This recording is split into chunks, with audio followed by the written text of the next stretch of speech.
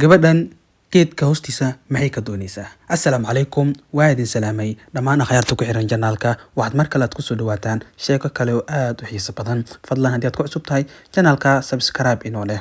Beri ayaa waxaa jiri jirtay boqortooyo weyn oo weliba dhulka hoostiisa deganeyd. Boqortooyadaas waxaa maamuli jiray boqor awood badan iyo weliba xaaskiisa. Waxay dhaleen gabar yar oo lagu magacaabo Galenda. Galenda waxay ahayd gabar fariid ah, welibana caqli badan.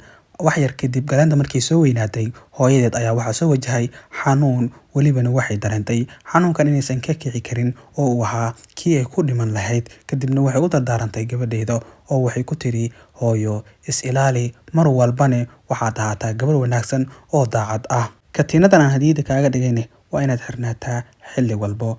Wax badan kama aysan soo wareegin, boqorkii waxa uu soo guursaday naag kale oo weliba eedo u noqotay Galenda. Naagtan waxay iska dhigaysaa eedo wanaagsan oo waxay ku tiri, aniga waxaan ku ahay sida hooyada oo kale, balse ma aysan ahayn qof wanaagsan oo waxay ahayd eedo aad u xun, waxayna ka masarsanayd gabadhan. Boqortooyadaas waxay lahayd hal albaab oo weliba jaranjar dheer ku xirantahay. Albaabkaasna waxa uu furmaa 1000 sano hal mar. Waxaa isku soo aaday dhalashadii gabadhii lagu magacaabayay Galenda iyo markii uu furmi lahaa albaabkaas. Kadibna aabaheed ayay ka codsatay, maadaama ay dhalashadeeda tahay oo ay aad u faraxsan tahay, inay u ogolaato inay hal mar banaanka u baxdo oo ay godkaan ka baxdo si ay banaanka u soo aragto iyo weliba cimilada kala duwan. Aabihiina wuxuu ku yiri, waad og tahay inay halis tahay, waan ku fasaxayaa albaabkan 1000 sano hal mar oo keli ayuu furmaa, ee caawa intaana 11 saac la gaarin soo noqo. Ayadiina iyadoo faraxsan bay aabaheed daanka ka shumisay, kadibna waxay ku carartay jaranjartii ayadoo weliba koor u sii fuushay ilaa ugu dambeyntii ay banaanka uga soo baxday oo albaabkiiba isfuray. Eedadii oo ahayd mid aad u xun ayaa Jaanis u aragtay, welibana qorshe ayay degtay oo waxay rabtaa gabadhan inaysan ku soo noqon meesha. Qolkeedii ayay soo gashay, welibana waxay soo qabatay cayayaan yar oo ay jecleed, kadibna banaanka ayay ku sii daysay. Gabadhii ayadoo banaanka iska wareegaysa oo weliba iska faraxsan, lana yaaban adduunkan nooca kale ah, welibana geedaha quruxda badan iyo xayawaanada kala duwan leh. Ayadoo iska socota ayaa waxa ka daba yimid cayayaankeedii yara ay aad ku jecleed. Kadibna waxay bilowday inay daba cararto oo ay iska daba cararto cayayaanka. Waqtigii ayaaba ku dhammaaday oo 11 saac waaba la gaaray. Habeen ayayna noqonaysaa, wax ay samayso ayay garan weysay. Way soo carartay, balse nasiib xumo way ka soo gaari weysay, albaabkii ayaana ka xirmay. Way iska oysay gabadhii oo waxay samayso ayay garan weysay. Kadibna waxay go'aansatay inay iska safarto oo weliba wax kale iska raadsato, maadaama 1000 sano aysan sugi karin oo aad u dheer tahay. Kadib waxaa ka hor yimid nin iyo xaaskiisa, welibana ahaa kuwa kaymaha qoryo ka soo gurtay. Waxay arkeen gabadhan oo oynaysa. Gabaryahay maxaa kugu dhacay ayay ku yiraahdeen, maxaa kaa qaldan, soo baxayna keen, gurigeena ayaan ku geynaynaa. Gabadhii way ka ogolaatay, wayna soo wadeen, waxayna keeneen gurigooda oo ku yaalay meel baadiye ah. Gabadhii guriga markay timaaday, waxay dareentay guriga inuu ciriiri yahay, welibana aad u yar yahay, dulufna u yahay, uuna u dhigmin qasrigii ay deganeed. Waxay la sheekaysatay familkii guriga lahaa, waxayna uga sheekaysay arrinkeeda iyo weliba qisadeeda oo inay qasri weyn ay ku noolaa jirtay. Ayagiina wayba ka yaabeen, qasri dhulka hoostiisa ku yaala ah, macquul maahan, balse way aamineen. Ugu dambeyntiina waxay go'aansadeen, maadaama aysan caruur lahayn, inay weydiistaan inay cunugooda u noqoto oo ay hooyo aabe ay ka dhigtaan, ayadana gabadhoodii ay noqoto. Ayadiina maadaama ay u aragtay dadkan dad wanaagsan, weliba si qurux badan u soo dhaweeyay, inay booska aabihi hooyo u buuxin karaan, way xaqiiqsatay, wayna ka ogolaatay oo way aqbashay. Ayada guriga ayay joogtaa oo guriga ayay hagaajisaa. Ayagana waxay aadaan duurka si ay qoryo uga soo guraan, kadibna ay u iibgeeyaan.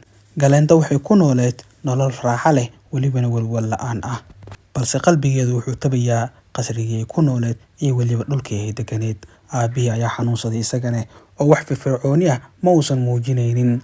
Qasrigiina sidaa waxaa ku kontaroolay oo ku maamuli jiray naagtii uu qabay ee eedada ahayd, oo ahayd mid aad u xun. Waxayna ka faa'iidaysanaysaa Jaaniskaas yar oo xanuunsan yahay boqorka. Kadibna dadkii ayay sharciyo kala duwan ku soo rogtay oo weliba canshuur xad dhaaf ayay ka qaadi jirtay, ayadoo weliba lacagtaas aruursanaysa.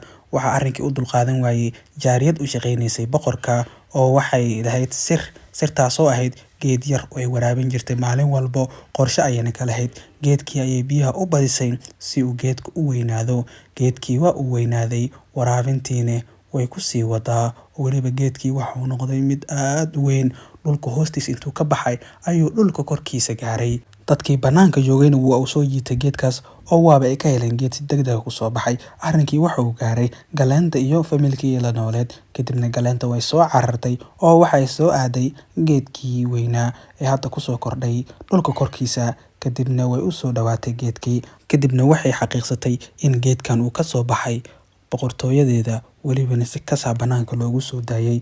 Geedkii waxa uu lahaa howl weyn oo weliba god ah. Kadib naagtii jaarida ayaa kasoo dhex hadashay ku tiri, boqoradii Galeentaay soo carar, qasrigii iyo boqortooyadii dhammaan halis ayay ku jiraan. Aabaha waa la khiyaanay. Eedada ayaa burburisay dhammaan nidaamadii jiray. Soo carar, dadkii oo dhan way oynayaan. Sidee ayaan ku soo galaa qasriga ayay ku tiri, oo dhulka hoostiisa sidee ayaan ku soo gali karaa? Kadibna jaarida ayaa ku tiri, waad soo gali kartaa halkan, welibana 3 wado ayaad maraysaa. 3dii wado ayay u sheegtay oo waxay ku tiri furayaashaas isticmaal. Gabadhiina waxay go'aansatay inay waalidiinteeda u soo sheegto oo ku tiraahdo aniga waan noqonayaa, welibana dhulka hoostiisa ayaan ku noqonayaa ee waa idin macsalaamaynayaa. Ayagiina way ka ogolaadeen, way soo fasaxeen gabadhii. Ayadiina sidaas ayay ku soo baxday weliba ayadoo faraxsan. Kadibna waxay soo aaday geedkii oo gudaha ayay u soo gashay. Geedkii way ku soo socotay dhexdiisa. God weyn ayaa ku yaala. Kadibna waxay aragtay albaab weyn, balse albaabka hortiisa waxaa taagan rah weyn oo weliba qofkii u soo dhawaada cunaya. Waxay samaysay ay garan weysay. Kadibna waxay go'aansatay rah wax uu jecel yahay inay u soo raadiso. Bannaanka ayay u laabatay ayadoo weliba soo raadisay baala yaryar oo weliba rah uu aad u jecel yahay. Kadibna way soo ururisay oo rihii ayay agtiisa keentay, welibana meel gees ah ayay u dhigtay. Kadibna albaabkii intuu ka wareegay ayay dhinaciisa martay. Kadibna waxay heshay furihii albaabka lagu furayay oo uu rakaha ku fadhiyay. Kadibna furiintay soo qabatay ayay albaabkii ku furtay. Albaabkii markii ay furtay waa ay riixday, balse waaba ka dhacday meeshii oo biyo ayayba ku dhexdhacday. Bad weynta ayayba joogtaa. Waxay samaysay mataqaan neefta ayaa ku dhigi rabtay, balse furihii ayaa wuxuu isku bedelay bahal neefta uu ilaalinaya oo qoorteeda ayuu isku duubay. Kadibna sidaas ayadoo neefsan karta ayay badda ku sii quustay si ay albaabada kale u sii gaarto.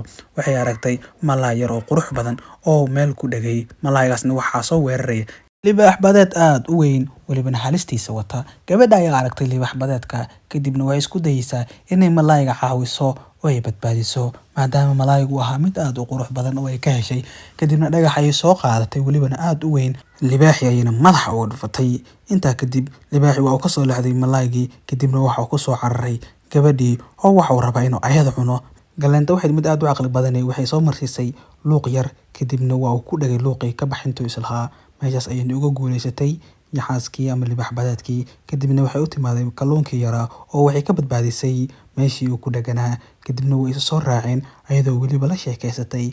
Wuxuuna ku yiri, aniga maadaama aad i caawisay oo aad tahay gabar naxariis badan, waxaad ii sheegtaa waxa aad badda ka soo doontay, welibana aad alistaan oo dhan aad u galaysid. Kadibna waxay uga sheekaysay qisadeeda iyo halka ay ku socoto. Kadibna wuxuu ku yiri, waxaas wax weyn maahayn, waa kaa caawinayaa, ha ka walwalin, hadeertaan isoo raac. Albaabkii kale ayuu keenay. Kadibna wuxuu ku yiri, halkan ayaa laga galaa. Albaabka agtiisa waxaa yaalay qolfoofo badeed aad u qurux badan. Kadib kalluunkii yaraa intuu u yimid ayuu 3 mar seynta ku dhuftay. Kadibna qolfooftii way kala furantay. Waxaana halkaa ka soo baxay fure, welibana waa u soo qabtay. Wuxuuna ku yiri, hoo furahan waa inaad ku furtaa albaabkan.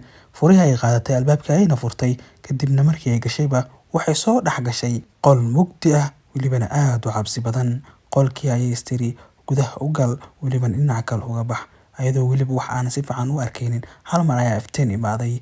Waaba eedadeed oo weliba aad u caraysan iyo jaariyadii ay soo afduubatay iyo welibana xayawaan ayada u shaqaynayay oo ay dadka ku dirto.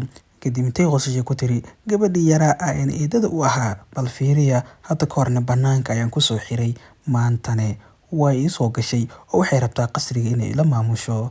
Taasi macquul maahan, waa inaan ku baabi'iyaa oo aan eber ka dhigaa. Kadibna bahalkeedii ay amar siiso waxay ku tiri, gabadhan dil oo nafta ka qaad. Intuu ku soo booday ayuu rabay hal mar inuu ceejiyo, balse waxaa soo hordhigay naagtii jaariyadda ahayd oo weliba ayada ayuu jugta ku dhuftay. Kadibna waxay u soo qaadatay alwaax yar. Alwaaxii ayuu ka tuuray, wuxuuna rabaa inuu hal mar intuu isku jijibiyo oo uu cuno. Galeenta way argagaxday. Waxay samaysay ay garan weysay, gacanta ay kor u taagtay, balse katiinadii qoorta ugu jirtay ayaa hal mar iftiin intuu ka soo baxay maasa wata, bahalkii oo dhan koronteeyey welibana meesha ka saaray oo waaba uu dhintay bahalkii. naagtii eedadeedna dhulka ayay ku dhacday, furihii albaabka lagu furayay ayaana ka soo dhacay. Gabadhii intay furihii la soo carartay, eedadiina intay soo kacday bay mindi soo qaadatay, waxayna rabtay inay disho gabadha, balse ayadiina iftiinkii ayaa qabtay, welibana maaseeyey, wayna dhimatay. Galeenda iyo jaariyadiina way badbaadeen ayagoo weliba albaabkii ka baxay, halka eedadiina meeshaas looga tagay ayadoo meed ah.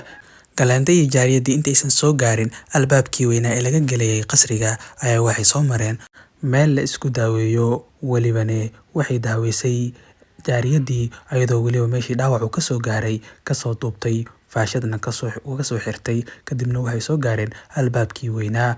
Kadib albaabkii ayay gargaraacday, balse cidna umaysan soo jawaabin. Isla markiiba furihii ayaa iftiinay, waxayna u fahantay aniga ayaaba la igu furaahe, halkan igu fur. Kadibna meeshii ayay gelisay, furihiina waxa uu furay albaabkii. Mar alla markii soo gashayba waxay is arkeen boqorkii, aadna waa ugu farxay gabadhiisa. Maalintaa wixii ka dambeeyay, boqorka waxa uu go'aansaday inay qasriga boqorad kale aan la keenin, welibana gabadhiisa ayuu ku yiri adiga ayaa boqorad ah, halkanna adiga ayaa ka talinaya, mar kalena boqorad kale lama keenayo. Kadibna waxa uu siiyey calaamadii boqortinimada oo madaxa ayuu u geliyey taajkii, wuxuuna ku yiri adiga ayaa boqorad ka ah halkan. Boqortooyadiina waxay noqotay mid barwaaqaysan, welibana aad u nabdoon. Asxaabta qaaliga, waxaan idinkaga mahadcelinayaa sida quruxda badan aad inoola dhammaysateen sheekada. Waxaan idinka codsanayaa inaad like inoo saartaan, channelkan aad subscribe dhaataan oo aad ku soo biirtaan. Gacmo furan ayaa laydinku soo dhaweynayaa. Waxaan soo gaarnay qaybtii su'aalaha. Su-aasha maanta waxay leedahay, waxaad sheegtaa suuradaha Qur'aanka Kariimka uu ka kooban yahay tiradooda. Waxaad sheegtaa inta suuradood oo Qur'aanka Kariimka uu ka kooban yahay.